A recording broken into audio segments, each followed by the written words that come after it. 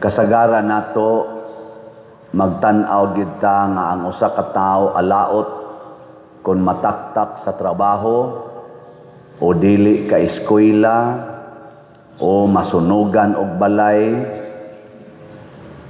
o kaha masakit og cancer stage 4. Murag tan-aw nato, murag di malas kaayo ang tao ngayon ana, no?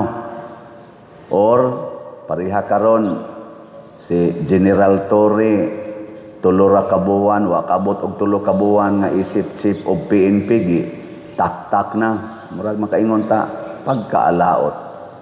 Or pariha ba ka ni President Duterte nga gipriso na ron tuwa sa dahig, pagkaalaot.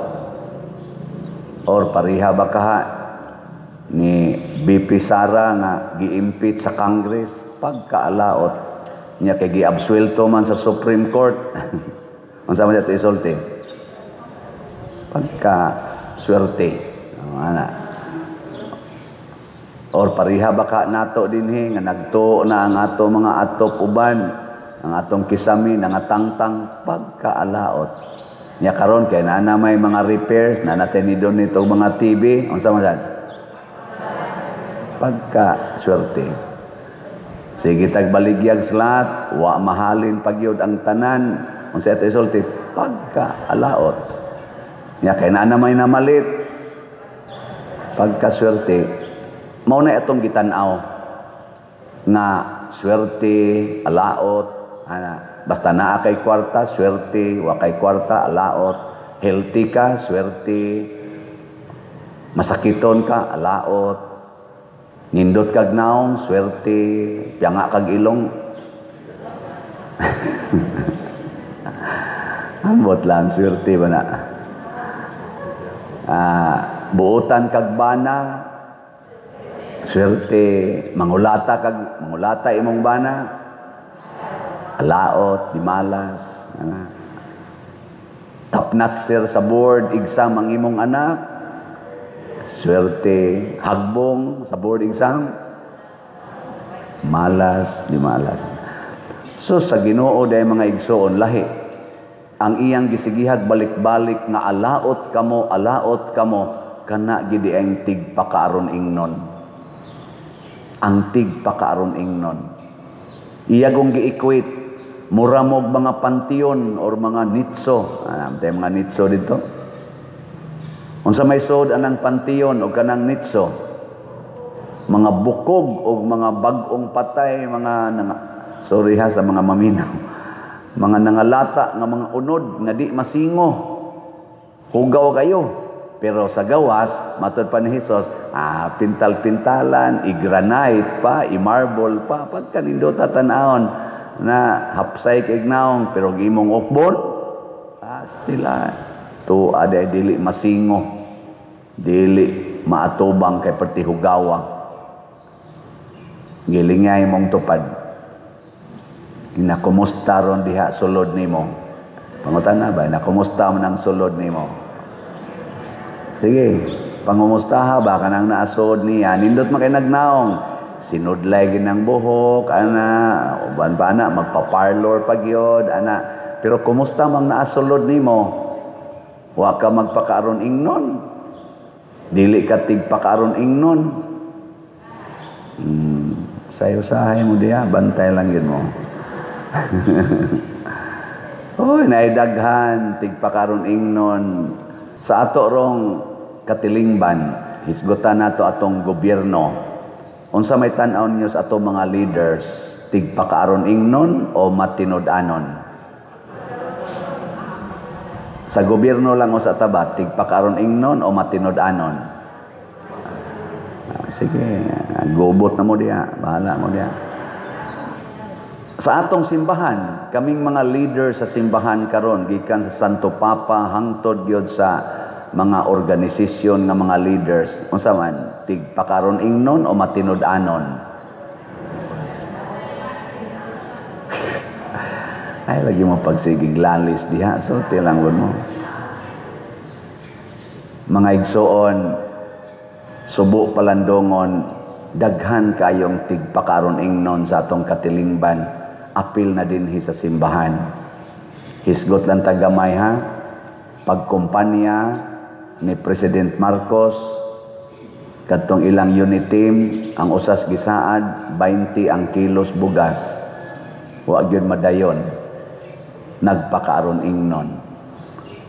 Kadtong diha siya suna nga niingon siya 5,500 ka flood control, pag 3 days after nagbaha og maayo, wa di ay flood control. Karon 40 ding dagkua sa kanini ang scam sa flood control, billions di ay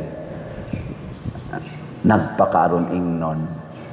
Unit team, wa dangatig usa ka tuig, enemy team. Nahimo ng Team Marcos o Team Sara Duterte. Team Bongbong Marcos, Team Sara Duterte.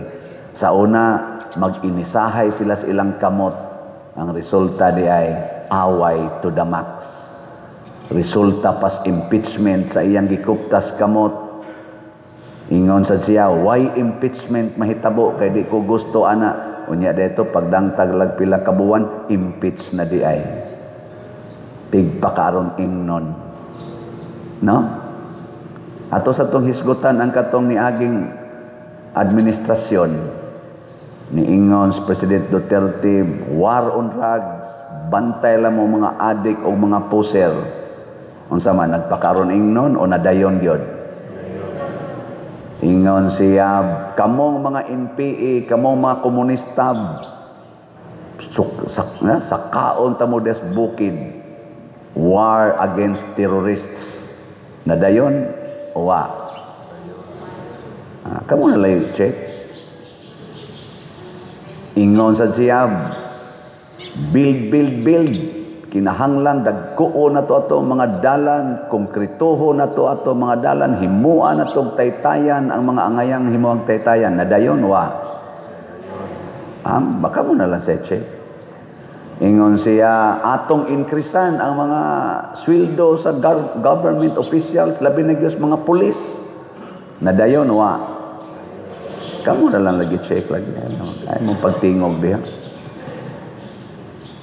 Mao na atong i-check. Kami sang mga pari, i-check sad mi og unsay among gisulti na dayon ba. Niingon ko nga pamalit mog slot. Tukuro ni natong mga butangan. Sama dito sa San Vicente Ferrer. Nakuusbo ni atong simbahan. Pamalit na mog slot. Nausab wa? Ayun lang tingog. Tukod tag kumbinto. Ato pang butangag elevator. Palit lang mog slot. Natukod wa? Napay utang. Pero natukod. Tukod eh. Karon din hiningon ta. Palit lang mog slot. Di ba taura ni natog TV dinhi, butangan pa nato diag hilifan, nabutang wa. Wa pa. Oy, sugdan na karon na deliver na ang tulo ka hilifan. Nya itiwas tog deliver ang ikaupat karon. Pak. Nya mosugod na diha og himo pagbutang ato. Sunod adlaw, mapalid na ng inyong mga brunda. Di tayo hinahinayo la sa nato patuyo kanang igo lambang mo. Huwag alimuot bang. Nya, nagplano ta nga maghimo ta og bagong adoration chapel. Natukod wa? Wa. Plano ta nga maghimo tag bagong CR kanang dili na ta mogawas anhin lang sa sulod aris altar dapit ang CR. Matukod wa? Wa pa. Maghimo tag bagong social hall kanang maka-accommodate og 150 persons na kanang air condition gyud. Natukod wa? Wa gyapon ana. Ato ning ayuhon ato mga bangko ninduto ni nato. Natukod wa? Wa gyapon. Unsay rason? Kay wap amo mamalit og slot. Nagmeeting na mi sa atong mga consultant nga architects kagahapon, more than 2 hours mi nagistorya og naa na ning akong gipanghisgutan ila na ning iplat nga ato na ning anam-anamon og buhat depende sad sa atong pagpamalit og slot. Og atong iampo ang atong mga architects di lang nako hinganlan, usa ni sila ka grupo na sila'y firm nga murag mao ni ilang panginabuhi ang paghimog mga designs, architectural designs, pagfacilitate og mga projects inana mao ni ilang negosyo. Pero dinhi sa atong parokya ilang gihatag as free. Og ni promise sila tanan nato dinhing developments nga nagkinahanglan sa ilang pag-alagad o pag-supervise free of charge. So ato nang iampo atong pakpakan nato mga architects. Salamat kayo. Di lang hinganlan nato pero kaila na mo ana nila. Niya ato sang iampo ang atong mga donors, no? Natay daghang mga plano dinhi, dagkong mga plano. Unsaon man aron madayon ang mga planong nindot nato, unsaon man aron dili ra kutob sa atong bakba. Tan-aw natong kinabuhi sa mga santos, kinabuhi ni Hesus sa mahal nga Birhen Maria. Giunsa Manila nga ang ilang gisulti na himong tinuod. Matod pa sa unang pagbasa ni San Pablo, nakita ninyo nga sa pagsangyaw namo sa maayong balita, naghago mig maayo. Naghago mi adlaw o gabi aron lang dili mi mahimong kahasol ninyo. Dili mi mahimong kahasol. Naghago mi. Pasabot di ay kini di ay mohago ta, moalagad ta, nga dili ta magsigi og pangayog bayad sa atong gialagaran. Mao ni ang unang timaan nga matinud-anon ta sa atong gisulti. Pero magsigi na lang tag pangayog kwarta ang atong hunahuna kaunsaon aron ta makakwarta. Kanang mga leader sa simbahan man o sa gobyerno nga inighimog project ang hunahunaon dayon nga makakwarta ko ani, kana dili na matinud-anon. Nya mailhan na nato ang mga leaders nga ang kwarta mo igihuna-huna mga tigpakaron ingnon. Kaya nga naman, ang ilang project, substandard, dali kay mga guba. Ang uban, ghost projects. Pero ang ilang kinabuhi, millions, billions ang ilang gi-enjoy.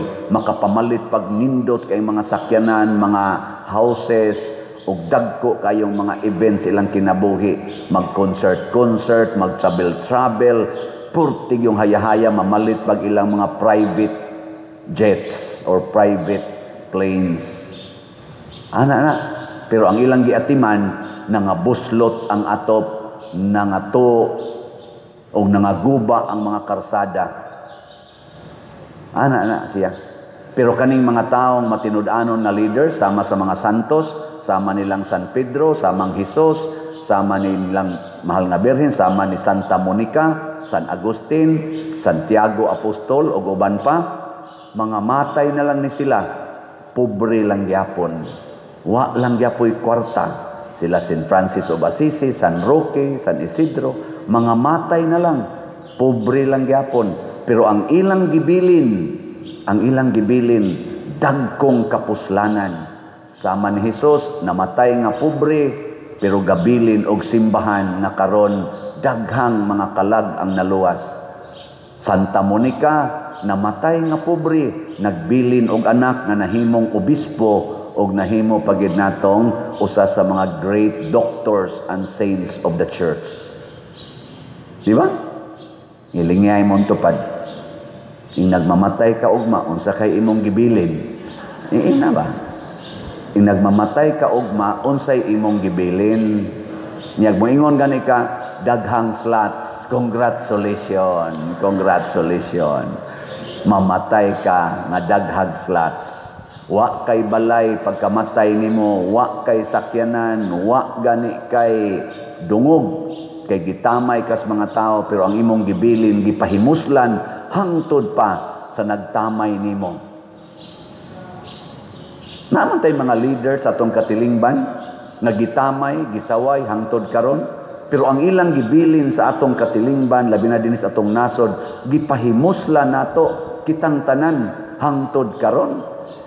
Usahay mawatay uwaw, sige tagtamay sa tao nga atong gitamay, nya sige tagpahimos sa iyang gihatag ug sa iyang pasiugdahan na proyekto nga napahimuslan sa kadaghanan. Lingi-lingi ay mong palibot basig naa kay gisaway diha. Unya gasigid ay kagpahimo sa iyang gibuhat. Samahan pananglitan, naabaroy mayor dire, naghimo og karsada padong sa inyong lugar, nya kontrapartido nimo, sigihan nimo og saway, pero sige kag subay sa karsada ang iyang gibuhat or gipabuhat. Wa kay uwaw. Sige kag saway sa former president, nya sige kag anggi anang karsada nga na igo siyang build o kanang mga taytayan nga iyang ipanghimo nga mga nindot kayo. Sige kag saway, pero sige kag subay. Sama na. Uy. Okay lang. Nasa sigig saway na to, ako sigihan kog saway. Tamayon pa ko, hastas akong humili, pakauwawan pa akong humili. Pero, sigig pahimos sa resulta sa atong humili. Kani di ang mga sigpalit og slot, tungod man na kigasigi kog wali, kaya wap ako magsigwali, adi sad mo mamalit og slot, no? Dili ay. Pero naagi magsigig saway, naong ning paria. Pataka lang sulti. Sige lang, pataka lang sa kog sulti, pero nagpahimos mga slots na atong nadawat. Di ba? Congratulations sa namalit og slot. Alaot kamong gasigig saway, nya sigig pahimos. Muna magsigig ka og yaw-yaw, pero nagsigig kag pahimos. Alaot ka. Di ba? Sige. Katapos ang lingi sa imong tupad. Ang di mo lingi, tigpakaron ingnon. Okay, tapos ang lingi, babe. Tapos ang lingi. Ingna, sugod karon. Din adjud ko manaway. Ay nagyog panaway. Nyag sawayon ka, hilak lang sama ni Santa Monica. Hilak lang. Insultohon sa iyang bana, kay perti man ko ito, mga bit man gitong iyang bana, kanarabang bana nga mga bit, isog sa kay nastanan, usa lang, abisag ka ng asawa, kanang asawang mga bit, isog sa kay na, motong asawa ni banang munikab, kinto si ato, kay gamay sipyat, singhag, kulata pa, kay nangabit man, adulterer man, pero Monica, hilak lang, na-convert yun tanan. Muna, di ta manaway, magsigi tag-alagad. Di ta magngandoy na bayran, di ta mangandoy nga daygon, pero magsigi tagdaig, magsigi taghatag, o kaayuhan sa tanan. Og maon ni mga igsuon ang makapawagtang sa kaalaot, dili ta mahimong alaot, ang katilingban sad natong giatiman dili sad mahimong alaot, mahimong malampuson og mabungahon ang atong mga kalihukan. Hinaut unta maunay mahitabo sa atong pagkuyog-kuyog dinhi sa parokya ni Santiago Apostol dinhi sa Compostela. Hinumdumi lang ninyo kanunay ang akong gi-introduce nga principles kadtong Trust Cebu. Nya i-check nato ang atong kaugalingon kung naa pa ba ta niining maong gabayan.